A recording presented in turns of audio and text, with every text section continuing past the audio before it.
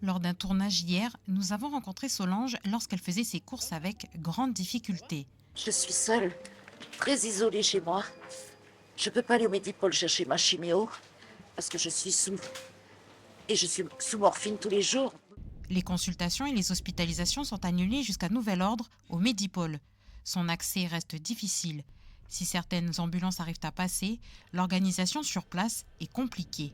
Nous avons priorisé, évidemment, à l'heure actuelle, les soins traumatiques urgents, mais nous prenons en charge tout patient, évidemment, qui se présente. Malheureusement, les informations de la régulation du SAMU montrent que les AVC n'arrivent pas jusqu'à l'hôpital, parce que c'est l'accès le problème. Sachant que le plus gros point noir à l'heure actuelle restant les patients dialysés. On a un décompte de 1 ou 2 morts, je n'ai pas la certitude sur le deuxième, qui n'ont pas pu accéder aux dialyses. Là-dessus, il y a quasiment que l'hôpital, un petit peu la clinique, qui essaie de les assurer. Et c'est vraiment le point noir, puisque là, nous n'avons plus de place. Il faut essayer de les gérer et on le fait 24 heures sur 24. Si les émeutes se produisent à Nouméa et ses alentours, elles ont un impact sur l'offre de soins dans le reste du pays. À Lifou, à la suite de l'instauration de l'état d'urgence, les CMS se sont mis en mode dégradé. Les consultations ne se font que le matin. Parce qu'en fait, on a des médicaments, mais comme on n'est plus approvisionné, on va être aussi en rupture de médicaments bientôt.